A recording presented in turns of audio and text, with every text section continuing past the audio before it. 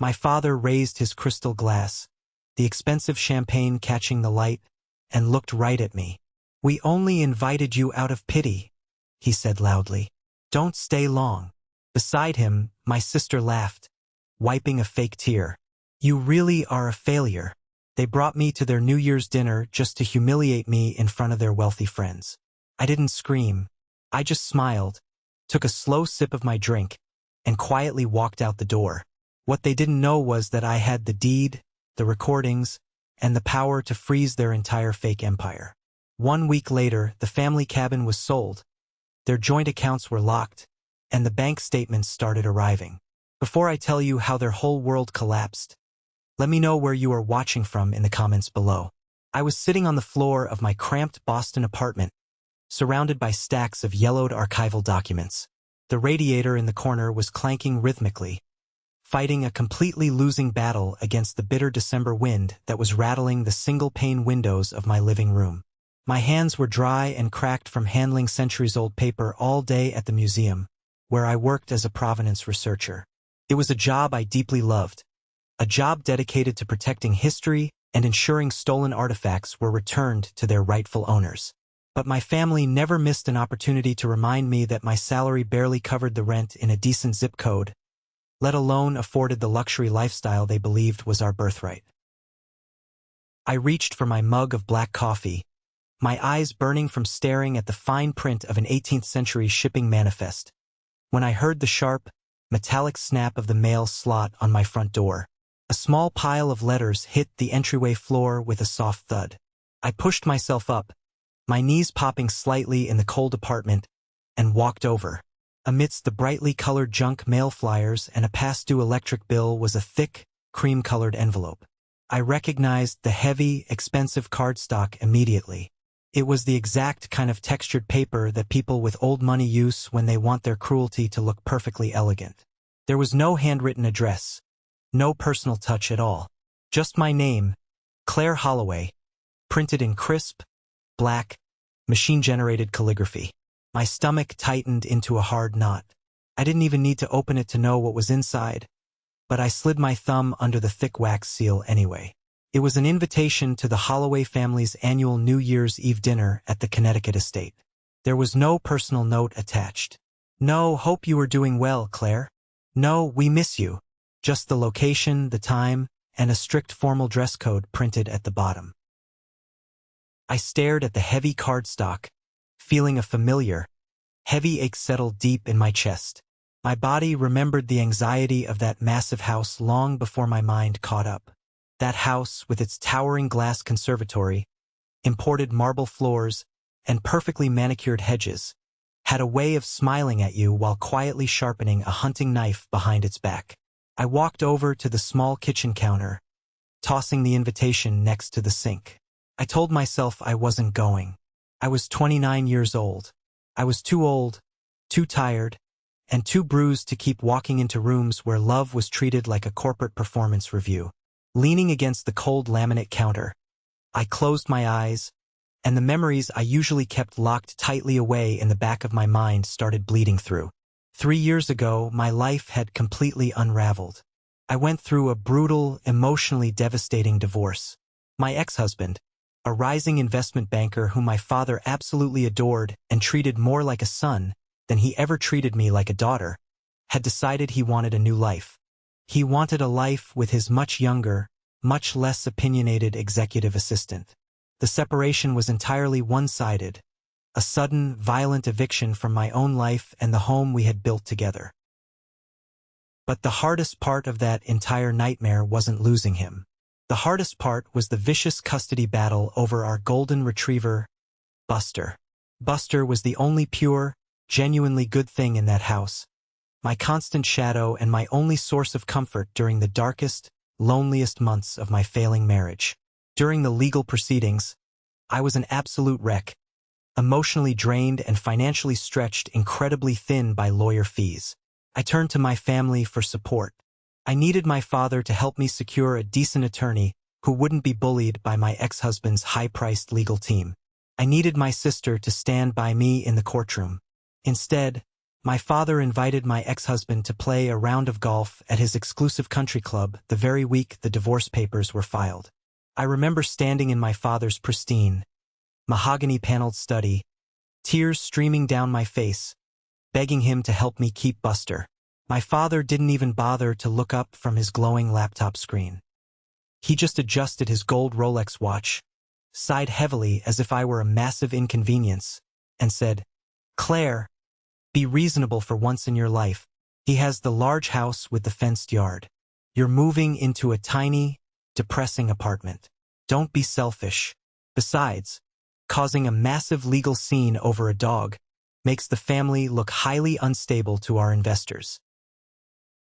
My own family sided with the man who broke my heart, simply because he looked better on paper and had a higher net worth. They let me lose my dog to protect their pristine social standing. The betrayal was a physical, heavy weight I carried every single day since. After that, I retreated completely. I moved to Boston, threw myself entirely into my museum research, and built a quiet, small, fiercely independent life where no one could ever hurt me again. The only person in that entire bloodline who had ever truly loved me without conditions, without requiring me to prove my worth, was my grandmother. She was the Holloway matriarch, a woman made of absolute iron and quiet grace, who saw right through my father's desperate obsession with wealth and my sister's hollow vanity. When she passed away 2 years ago, the funeral was a grand, theatrical production entirely staged by my father to impress his wealthy business associates and local politicians. I stood in the back row by myself, gripping my cheap black wool coat, crying silent, bitter tears for the only safe harbor I had ever known in this world. A week after the funeral, the estate lawyer called me into his high-rise office for the formal reading of the will. My father and sister were there, sitting on the leather couches, looking bored and highly expectant. They assumed they were getting absolutely everything. But my grandmother knew exactly who they were when no one else was watching. To my father, she left some standard liquid assets. To Vivian, she left her extensive collection of vintage jewelry. But the bulk of her true legacy, the sprawling, beautiful, deeply secluded property in Vermont, the rustic cabin by the lake where we had spent every single summer of my childhood, she left entirely to me. It was a massive inheritance, not just in financial value, but in deep emotional weight. My father was absolutely furious. The veins in his neck popped. He tried to aggressively contest the will right there in the office, claiming I wasn't financially responsible enough to manage such a large property on my meager museum salary. But the paperwork was absolutely ironclad. Over time, because I lived in Boston and the cabin was 4 hours away, and because I was simply too exhausted to fight their constant badgering, a silent, unspoken arrangement fell into place. I held the legal deed, but my father and sister basically took over using the property. They treated it like their own private, exclusive resort, completely ignoring the deeply inconvenient fact that my name was the only one on the legal documents. I opened my eyes, looking at the New Year's invitation sitting on my cheap counter. Why did they even bother to invite me? I knew the real answer. It wasn't because they missed me or wanted family unity. It was because the perfect Holloway family portrait looked incomplete without the struggling, eccentric daughter standing in the background to make everyone else look brighter and more successful by comparison. I gripped the edge of the counter tightly. A small, pathetic, deeply ingrained part of me still hoped. Maybe this time they just wanted a peaceful dinner. Maybe time and distance had finally softened them.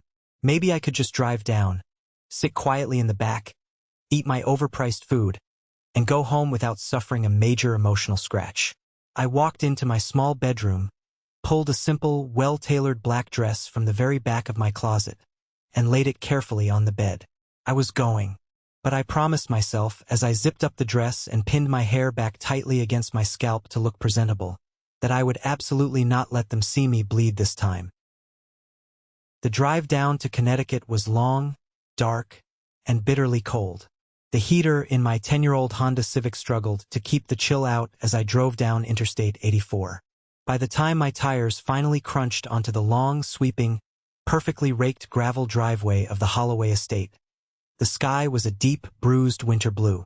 The massive main house loomed in the distance like a fortress, but the real centerpiece of the night was the conservatory, a massive, custom-built glass and iron structure attached to the west wing. It was glowing brightly from the inside with soft, golden candlelight, looking exactly like a beautiful jewel box designed exclusively to make anyone standing on the outside feel utterly inadequate. I parked near the back, avoiding the line of luxury SUVs and imported sports cars, and walked up the stone steps. I handed my coat to a silent, white-gloved member of the catering staff at the heavy oak front door. The moment I stepped over the threshold into the conservatory, the air completely changed. The physical scent of the room hit me first, a heavy, intoxicating mix of expensive fresh pine garlands, roasted rosemary from the kitchen, melting beeswax candles, and the sharp, clean citrus of the dozens of potted orange trees lining the glass walls. It smelled exactly like generational wealth, and it smelled like 100 terrible childhood memories. There were about 20 or 30 people standing in the room. Business partners, local politicians, and wealthy socialites holding crystal flutes of imported champagne, their voices blending into a low, polished, highly practiced murmur. I stood near the entrance by a large fern for a brief second, closing my eyes and trying to steady my breathing before stepping into the line of fire. Then the invisible shift happened. It always did. The collective, subtle realization rippling through the room that the family outsider had finally arrived. My father, Richard Holloway, was standing near the massive, roaring stone fireplace. He held a heavy crystal tumbler of amber liquid, wearing a custom-tailored charcoal suit that fit perfectly over his rigid, commanding frame. He was holding court, telling a loud story to two younger men who were nodding with eager, desperate enthusiasm, hanging on to his every word.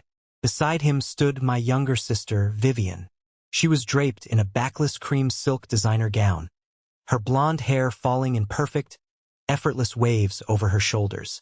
She practically glowed with the arrogant, untouchable confidence of someone who has never once been told no in her entire life. Vivian spotted me first. Her eyes immediately dragged over my plain, sensible black dress, calculating its exact retail cost and finding it severely lacking in a fraction of a second. A brilliant, highly poisonous smile stretched across her perfectly painted face.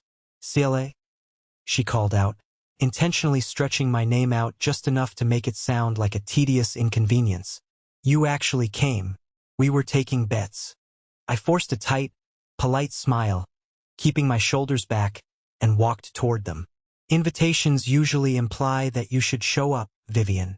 Good, my father said, cutting in smoothly before Vivian could respond. He gave me a slow, highly assessing look, starting from my practical, low-heeled shoes and ending at my unadorned neck. For a moment, I thought living in Boston had finally taught you how to avoid unwinnable situations. You look very comfortable, Claire. He didn't yell. My father never yelled in public. His absolute specialty was the quiet, surgical, smiling strike. It was textbook gaslighting wrapped perfectly in a compliment.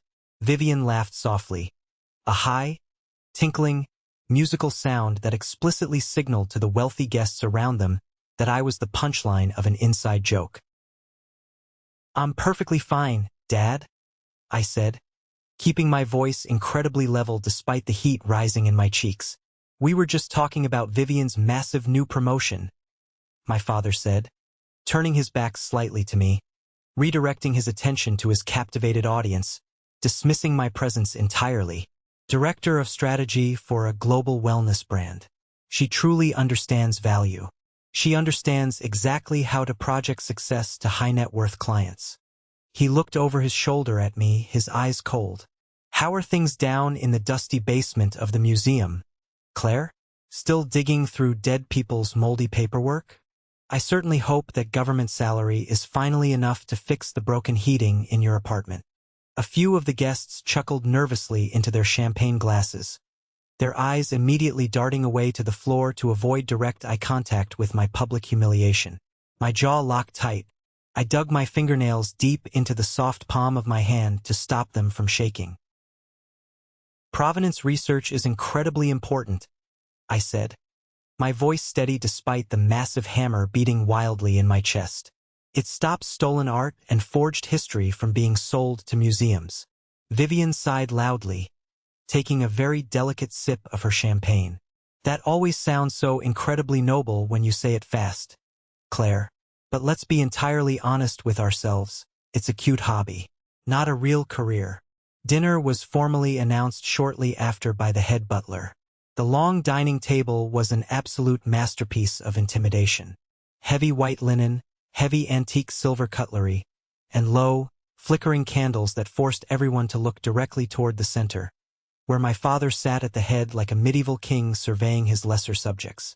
I was intentionally seated near the very far end, sandwiched between an elderly, half-deaf board member and a silent, terrified junior executive who looked like he wanted to disappear. The first hour and a half was a grueling masterclass in performative affection. Course after course was silently served by the staff: seared scallops, roasted duck, winter root vegetables, while the entire table was forced to listen to my father and Vivian endlessly stroke each other's massive egos. Then came the dessert service. A rich, dark chocolate tart was placed in front of each of us. The wine had been flowing very heavily all night, and my father's face was slightly flushed. He leaned back in his heavy, carved oak chair, tapping his silver spoon against his china coffee cup to instantly command the table's attention. Absolute silence fell over the room immediately. He looked down the long, intimidating expanse of white linen, his cold eyes locking directly onto mine. "You know," he started, his voice carrying easily and clearly over the soft jazz playing quietly in the background, "I have to make a bit of a confession to all of you tonight." He gestured toward me with his half-empty wine glass. "We only invited Claire out of pity." The room went completely, terrifyingly dead silent. The clinking of silver forks stopped mid-air. The junior executive sitting next to me literally froze, his breath hitching. My father smiled, a completely cold, empty, terrifying expression. "I told Vivian earlier today, it would look absolutely terrible if we started the new year without including her at least once. After all, every family has one child who severely struggles to find their footing in the real world. One child who mistakes aimless drifting for independence." The silence stretched out, sharp, heavy, and suffocating. Then, a few guests, completely unsure if they were allowed to be horrified by a billionaire's cruelty, offered nervous, scattered, compliant laughter. It was the sickening sound of social survival. Vivian leaned forward aggressively, resting her bare elbows on the expensive table, her eyes shining with pure malice. "Don't stay long, Claire," she said smoothly, her voice sugary sweet but heavily laced with pure venom. "I know this high level of success must be absolutely exhausting for you to witness up close. Doesn't it ever embarrass you? Walking into rooms like this and knowing deeply that you'll never be the person anyone is actually waiting for." I sat perfectly still. The blood roared violently in my ears. I looked slowly at the wealthy faces around the table. No one was intervening. No one was defending me. They were all willingly watching a blood sport, and I was the designated prey. "In fact," Vivian continued loudly, turning her complete attention to a wealthy, older client sitting to her right, completely dismissing me again, "I'm hosting a massive, highly private retreat for our top influencers next month at the family cabin in Vermont. It's the perfect backdrop for our new wellness campaign. The rustic, authentic aesthetic is incredibly on trend right now for our demographic." My father nodded vigorously in agreement. "Yes, the Vermont property is an absolutely excellent asset. I've actually been showing it to the Sullivan Investment Group this week as a prime example of our family's long-term stability and generational wealth. They were openly talking about my cabin, my grandmother's inheritance. They were parading it around in public, selling access to it, building their entire fake corporate empires on the absolute foundation of my property, all while looking me dead in the eye and calling me a pathetic failure. I didn't flush. I didn't cry. I didn't scream. Instead, a strange, absolute, terrifying clarity washed over my entire body. the very last remaining string of hope I had for this family. The tiny thread I had held onto for years snapped completely and permanently. I slowly, deliberately set my heavy linen napkin on the table beside my untouched plate. I picked up my crystal water glass, took a slow, incredibly deliberate sip, and set it down on the table without making a single sound. "Excuse me," I said quietly, my voice slicing effortlessly through the heavy tension in the room. I pushed my heavy chair back and stood up. I didn't wait for a response.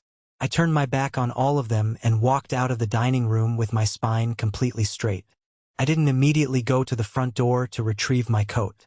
Instead, I walked down the long, heavily carpeted hallway and slipped silently into the estate's massive library. It was the only room in this entire terrifying house I had ever genuinely liked. The walls were lined with floor-to-ceiling mahogany bookshelves, and the air smelled deeply of old paper, lemon polish, and aged leather.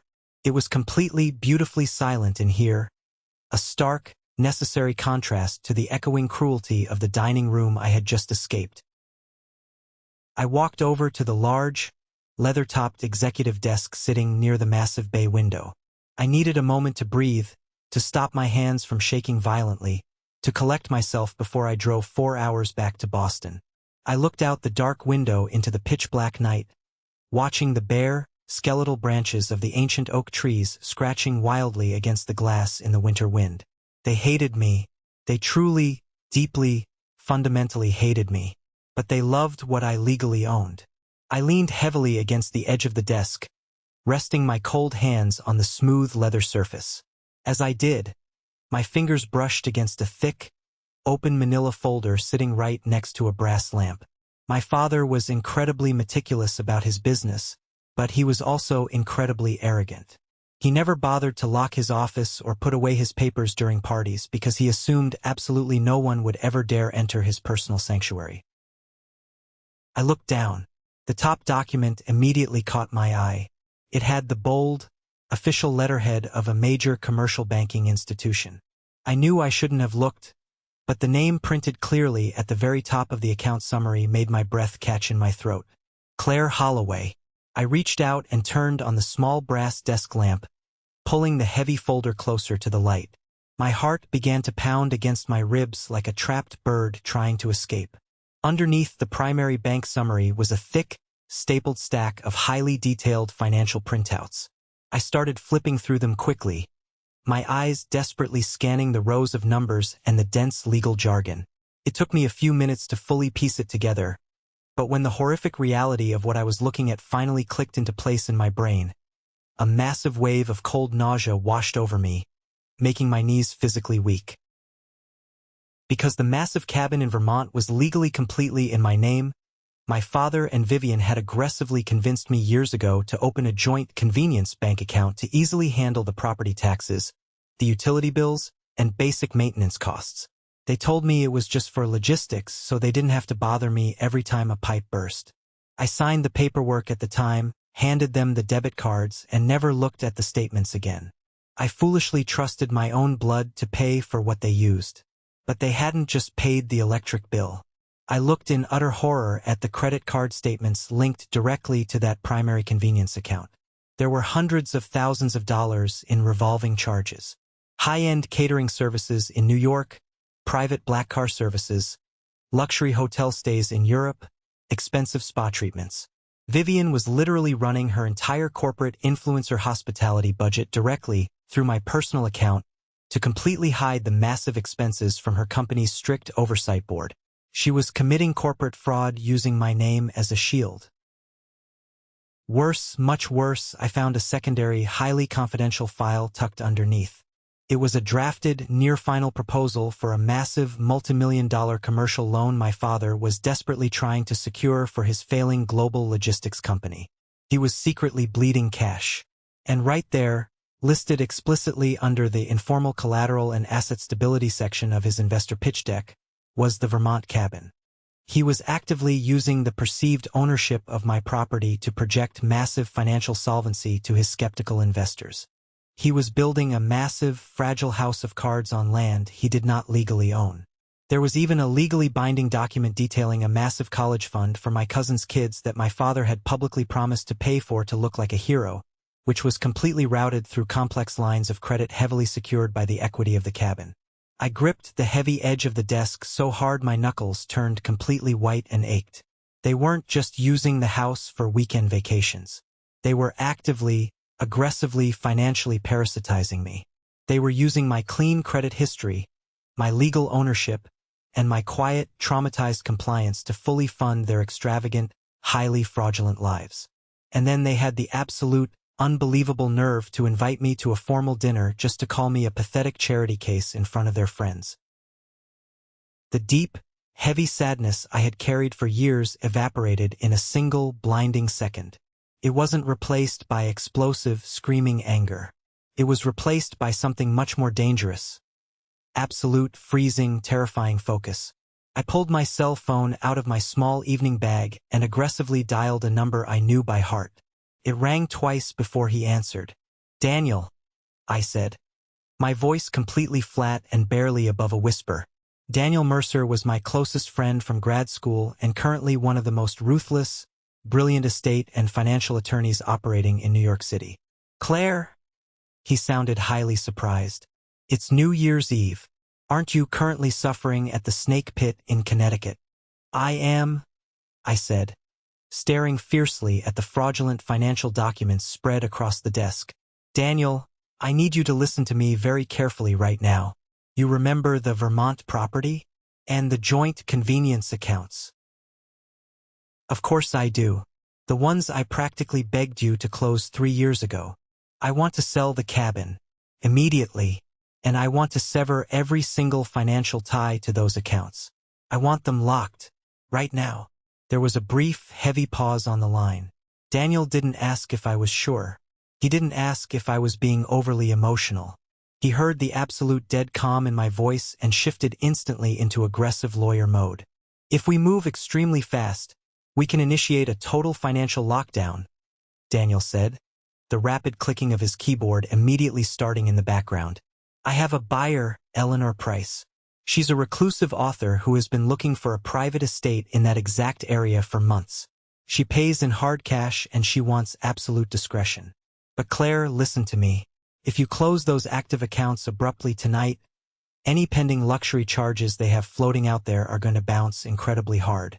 It will trigger a massive, immediate financial shockwave across their entire operation." "That is exactly what I want to happen," I said, staring directly at my father's arrogant signature on the highly fraudulent pitch deck. "I don't want to just cut them off gently. I want the entire ground to fall out from under them." "Give me the verbal authorization to execute," Daniel said. "Do it. Activate the blind trust. Lock it all down. Done. Happy New Year, Claire. Give them hell." I hung up the phone. I looked at the documents one last time, carefully making sure they were placed exactly as I had found them so he wouldn't suspect a thing, and turned off the desk lamp. I stood in the dark library for a moment. My hands were no longer shaking at all. I opened the settings on my phone, tapped the voice memo app, and hit the bright red record button. I slipped the phone screen down into the side pocket of my black dress. It was time to go back to the party. I walked slowly back down the long, shadowed hallway, my heels clicking softly and rhythmically against the expensive hardwood floor. I didn't feel like the same weak, frightened woman who had arrived an hour ago. The heavy, suffocating coat of guilt and the desperate, pathetic need for their familial approval had been permanently left in the dark library. I felt incredibly light. I felt incredibly dangerous. I stepped back into the bright dining room. The formal dinner was finally winding down. The wealthy guests were leaning back in their comfortable chairs, sipping strong espresso and laughing loudly at another one of my father's boastful stories. Vivian was carefully touching up her bright red lipstick, looking entirely bored with the people around her. They hadn't even noticed I was gone. They truly, arrogantly believed I had just retreated to a bathroom to cry quietly in a stall, exactly as I was supposed to do. I walked straight over to my empty chair, but I didn't sit down. I reached out, picked up my small evening bag, and slung the delicate gold chain over my shoulder. My father stopped his story mid-sentence and looked up at me, an incredibly annoyed frown creasing his forehead. There you are. We honestly thought you had fled back to your little apartment in Boston. Are you leaving before the midnight toast? I am, I said, my voice incredibly clear and carrying easily across the sudden, heavy silence of the room. But before I go, I wanted to quickly let you know about a major decision I've made regarding my personal assets. Vivian paused, her expensive lipstick tube hovering right near her mouth. She let out a short, highly condescending laugh that echoed in the room. Your assets? What are you talking about, Claire? Are you donating your heavily used car to charity? I looked directly at her, holding her gaze with absolute, unblinking intensity until her arrogant smile slowly started to falter. I'm selling the Vermont cabin, I said completely flatly. If I had pulled a weapon and fired it directly into the expensive crystal chandelier, the physical reaction in the room couldn't have been more violent. Vivian dropped her lipstick in shock. It rolled across the pristine white linen tablecloth, leaving a bright, ugly red smear. My father physically recoiled in his heavy chair, his face instantly draining of all color before flushing a dark, terrifying, furious purple. The wealthy guests around them completely froze, suddenly acutely aware that they were permanently trapped in a vicious family war zone. That's not funny, Claire, Vivian snapped, her voice suddenly shrill and panicked. The polished, elegant persona completely vanished in a second. People are heavily booked there. My company has a massive executive retreat scheduled next month. You can't just joke about selling it. I'm not joking at all, I said, entirely unbothered by her panic. The buyer has already been secured. The legal paperwork is being drafted by my lawyer as we speak. My father stood up violently. The heavy oak chair scraped aggressively against the hardwood floor. He leaned far over the table, his eyes wide and wild, looking exactly like a desperate man who had just realized he stepped on a live landmine. You will do no such thing, he hissed, his voice dropping to a terrifying, guttural whisper meant to intimidate me. That cabin is family property. It is part of the Holloway legacy. You absolutely do not have the authority to disrupt my sensitive business arrangements. No, Dad, I replied, my voice perfectly steady and ice-cold. It's family mythology. Legally, the deed is solely in my name. You know that. You signed the probate papers at the lawyer's office after the funeral. You know exactly who owns it. You vindictive little bitch. My father spat venomously, losing every single ounce of his refined, aristocratic charm. The wealthy guests looked away, utterly horrified, staring blankly at their dessert plates. Do you have any idea what you're interfering with right now? I am finalizing a major corporate partnership. They are fully expecting access to that property as collateral. Then you shouldn't have built your entire financial stability on collateral you do not legally own, I said, watching the thick vein pulse violently in his neck. Vivian was entirely out of her chair now, rounding the table aggressively toward me. Her eyes were wide with pure terror. Claire, stop this right now. You are insane. You're doing this because you're incredibly jealous of me, because your husband left you and you have absolutely nothing. If you sell that cabin and lock those accounts, my firm will heavily audit my hospitality expenses. I will lose my promotion. I could lose my job. Maybe, I said, looking her up and down with absolute disgust. You should have strongly considered that before you spent tens of thousands of dollars on my credit line to fund your lifestyle, and then told a room full of people that I was a pathetic failure. My father stepped quickly around the table, standing only inches from my face. He tried to use his massive physical size to severely intimidate me, looming over me with a look of pure, unadulterated hatred.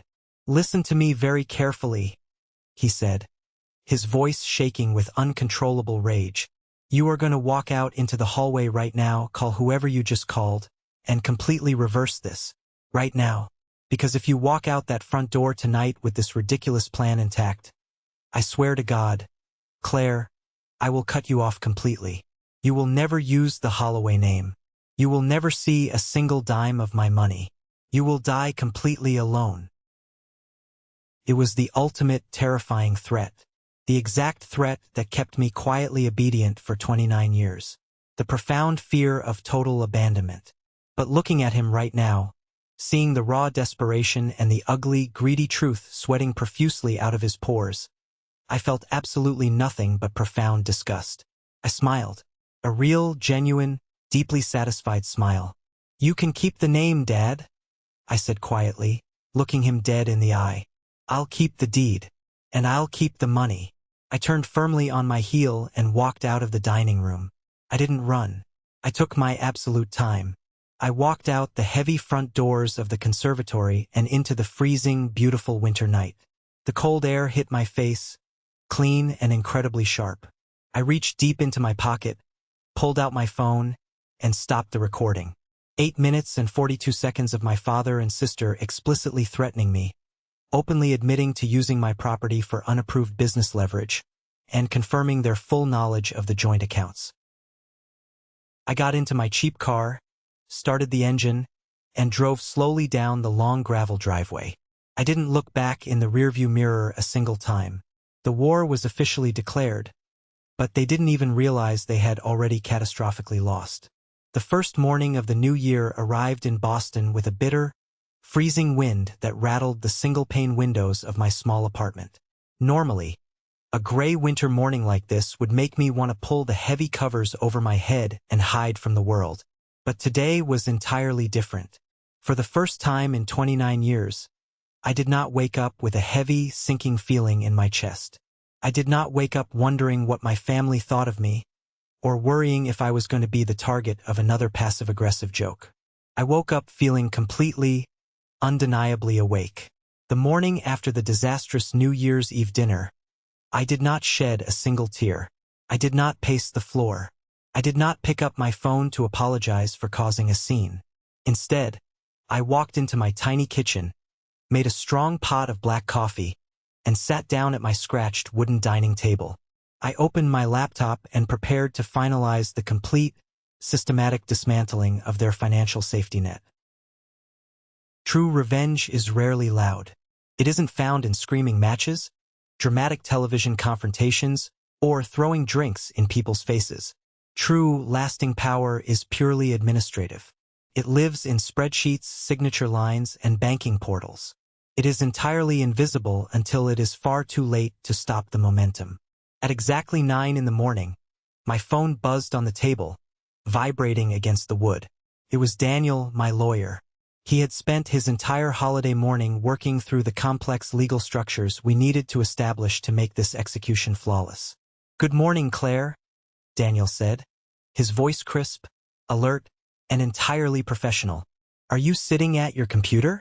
We have a very tight, highly sensitive window to lock this down before the commercial banks open for standard business tomorrow morning. The second your father realizes what you've done, he is going to try and fight dirty."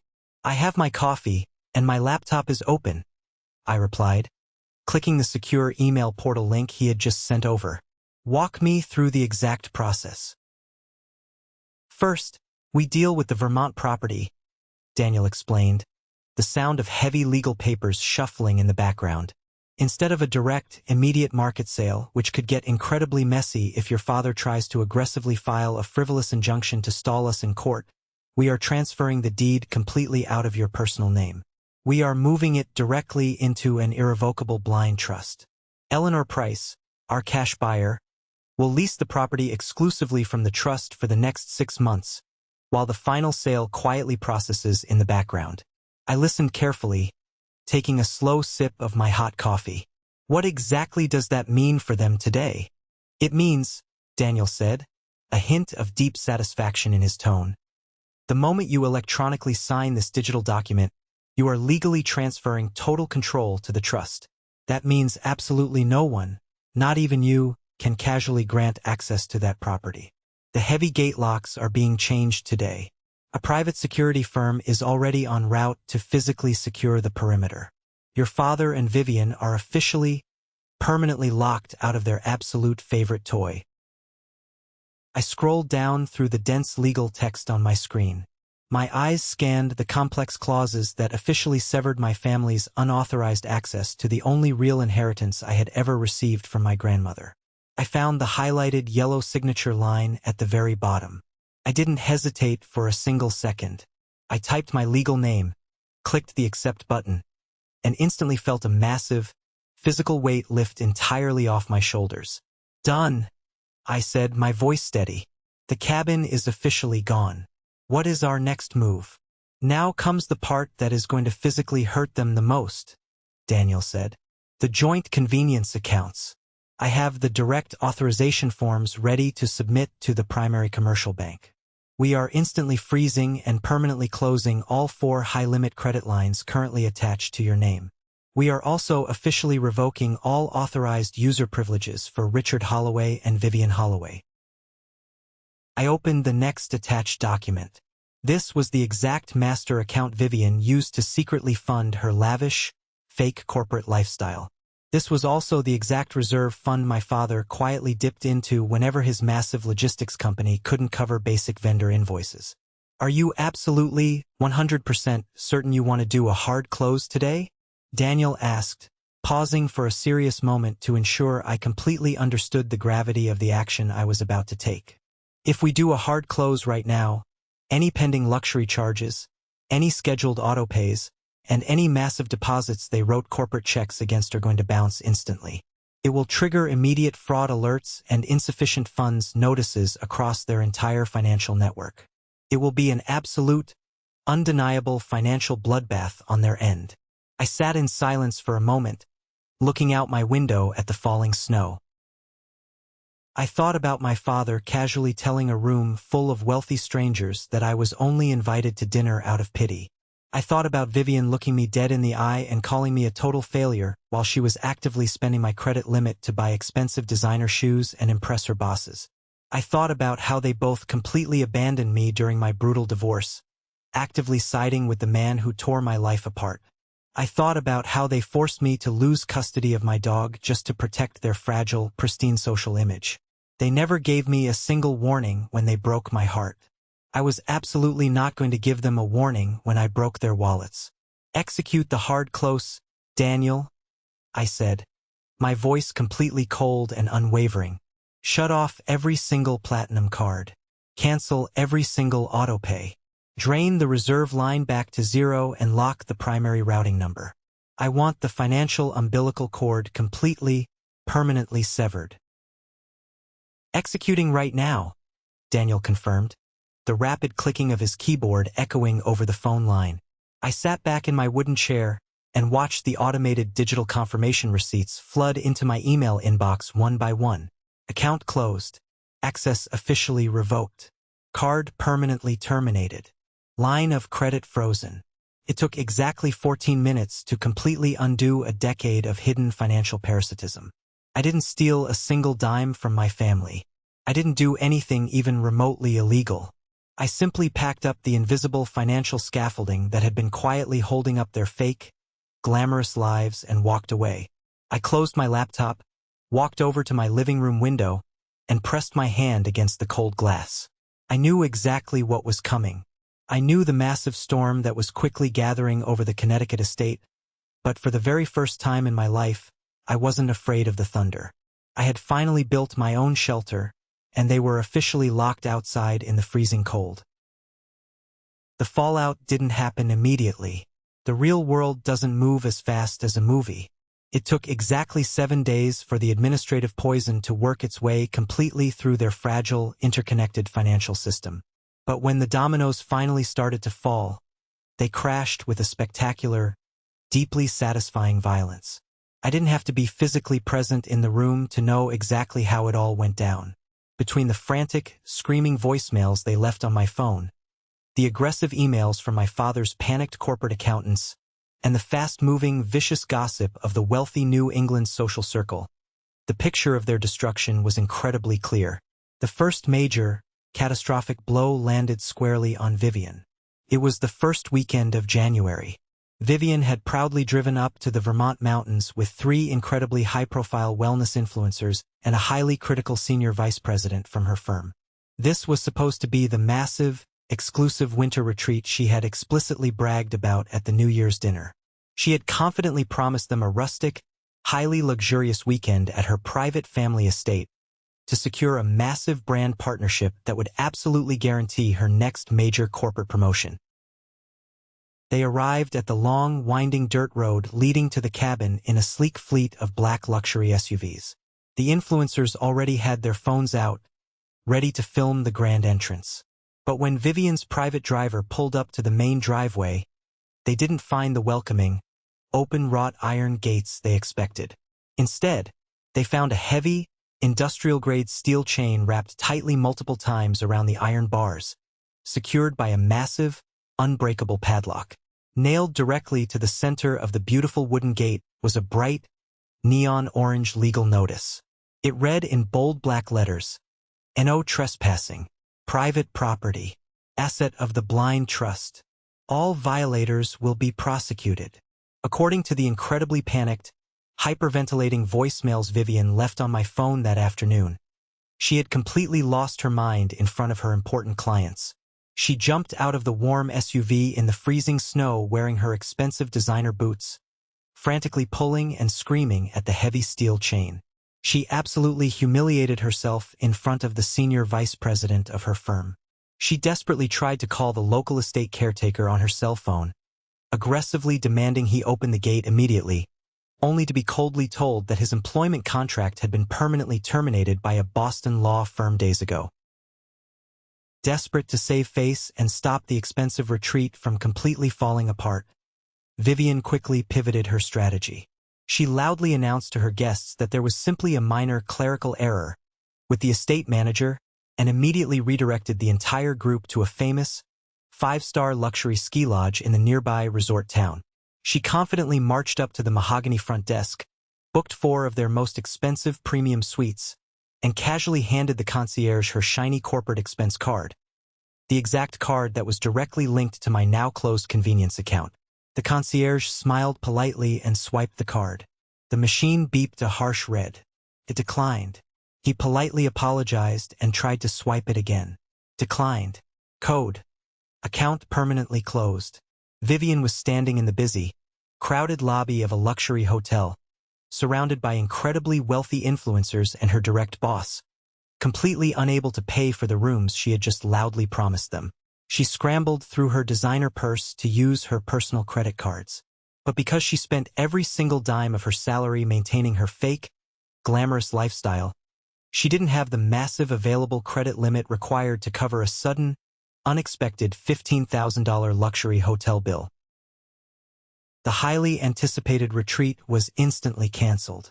The influencers were absolutely furious and immediately posted about the highly disorganized disaster to their millions of followers, tagging Vivian's company. Worse, the senior vice president instantly realized that Vivian had been blatantly lying about owning the family property. He also realized she had been actively committing severe expense fraud by running unapproved corporate hospitality charges through an unauthorized, hidden bank account. By Monday morning, Vivian was forcefully suspended without pay. The massive promotion she had desperately bragged about completely vanished into thin air. Her entire professional career was suddenly hanging by an incredibly tiny, frayed thread. But Vivian's humiliating disaster was small compared to the massive financial earthquake currently hitting my father. Richard Holloway always deeply believed he was the smartest, most untouchable man in any room. He had spent the last 3 years quietly bleeding cash from his global logistics company, desperate to secure a massive new round of funding from the Sullivan Investment Group to keep his entire operation afloat. He had built his entire investor pitch on the absolute illusion of massive, untouchable personal wealth. On Wednesday morning, the Sullivan Group's aggressive legal team requested the final, certified proof of personal assets before signing the multimillion-dollar loan agreement. They specifically requested the updated deed and the current market appraisal for the Vermont property that my father had explicitly listed as informal collateral in his pitch deck. My father confidently called his corporate lawyer to pull the public county records, fully expecting to see my name, assuming he could easily bully me into signing over a property lien later that week. Instead, His lawyer discovered that the property had been entirely transferred into an untouchable blind trust. My father had absolutely zero legal connection to the massive asset he had heavily bragged about to a room full of billionaires. He had explicitly lied on a major, legally binding financial document. The Sullivan Group instantly pulled their massive investment offer off the table, citing a complete, fundamental lack of trust and severe misrepresentation of corporate assets. The panic inside my father's corporate office must have been absolute, unadulterated chaos. Without that massive influx of loan cash, he couldn't cover his aggressive expansion debts. He desperately tried to access the secret reserve fund, the convenience account he had forced me to open years ago, to temporarily cover the bouncing vendor checks. But the reserve fund was completely gone. I had drained the remaining balance to zero and permanently locked the routing number. The large checks he had confidently written to his major international suppliers started bouncing hard across the city. Late payment flags triggered massive, crippling interest rate hikes on his remaining corporate lines of credit. The invisible, highly illegal cushion that had always protected his lavish lifestyle was completely vaporized in a matter of days. The official bank statements started arriving at his massive Connecticut estate. They didn't show the massive wealth he constantly projected. Instead, they showed a terrifying, undeniable string of zero balances, reversed payments, and aggressive account closure notices. The fake, arrogant empire he had spent his entire life building on the backs of other people was finally collapsing, and he was the only one trapped inside the burning building. It happened on a cold, heavily rainy Thursday evening, exactly 9 days after the New Year's dinner. I was sitting comfortably on my couch in Boston, reading a hardcover book and listening to the rain hit the glass, when a heavy, aggressive pounding suddenly started at my front door. It wasn't a polite, normal knock. It was the frantic, violent hammering of someone who was completely losing control of their life. I carefully set my book down, walked slowly over to the door, and looked through the small brass peephole. It was my father and Vivian. They looked absolutely unrecognizable. The polished, aristocratic arrogance they had worn like heavy armor at the dinner party was completely gone. My father's expensive, custom-tailored suit was heavily wrinkled. His silk tie was pulled loose, and his face was flushed a dangerous, mottled red. Vivian looked absolutely wrecked. Her usually perfect hair was wet and heavily tangled from the rain. Her expensive makeup was visibly smudged down her cheeks, and she was shaking with a wild mixture of cold and pure, unadulterated fury. I calmly unlocked the deadbolt and slowly opened the door, deliberately leaving the heavy security chain firmly attached. I looked out at them through the narrow 3-inch gap. "What do you want?" I asked, my voice completely flat, showing absolutely no emotion. "Open this damn door right now, Claire!" my father roared, aggressively grabbing the edge of the wooden door and trying to violently yank it open, only to be stopped hard by the heavy steel chain. "Open this door before I call the police and have them break it down. You're currently trespassing in my building," I said calmly, leaning slightly against the doorframe, totally unbothered by his rage. "Lower your voice immediately, or I will gladly call building security and have you both escorted out to the street in handcuffs. You ruined absolutely everything," Vivian screamed, pushing her way in front of my father, heavy tears of pure rage streaming down her face. "Do you have any idea what you've done to me? My firm officially suspended me. The board of directors is conducting a massive investigation into my expense reports. They are aggressively questioning every single client retreat I ever hosted. You completely destroyed my promotion. You destroyed my entire life." "I didn't destroy anything, Vivian," I replied casually, looking directly into her wide, panicked eyes. "You destroyed your own career the exact moment you decided to commit severe corporate expense fraud using a credit card that didn't belong to you. I simply closed an account that was legally mine. What you chose to illegally charge to it is entirely your problem, not mine. You stupid, vindictive little girl." My father spat, his voice shaking with absolute rage.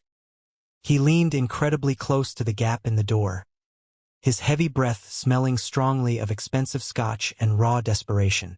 The Sullivan Group completely pulled out.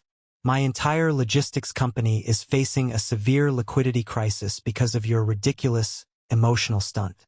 You are going to call your lawyer right now. You are going to aggressively reverse that trust transfer, and you are going to reopen those credit lines, or I swear to God, I will completely destroy your reputation. I will hire a massive team of ruthless lawyers to drag you through the mud until you lose that pathetic museum job. I looked at him, studying the desperate, sweating face of the man who was supposed to love and protect me. I didn't feel intimidated. I didn't feel small. I felt incredibly, undeniably powerful. Drag me through the mud? I asked, letting out a short, completely cold laugh. You want to talk about aggressively destroying lives? Let's talk about my divorce, Dad. Let's talk about how you aggressively protected a cheating investment banker because he was good for your precious golf club connections. Let's talk about how you actively helped him secure full custody of Buster, breaking my heart into a million pieces, just because you thought a messy legal fight would temporarily embarrass you at the country club. You have been financially and emotionally bleeding me dry for years, and the absolute second I stop quietly subsidizing your fraudulent life, you call me vindictive. You owe this family, my father yelled, slamming his heavy fist violently against the doorframe. You owe us your loyalty. I owe you absolutely nothing, I said, my voice dropping to a terrifyingly quiet, sharp whisper. Vivian lunged forward, trying to aggressively reach her hand through the narrow gap in the door to grab the collar of my shirt. I will literally kill you, Claire. I swear I will. Stop, I commanded, my voice sharp and loud enough to make her instantly freeze in her tracks.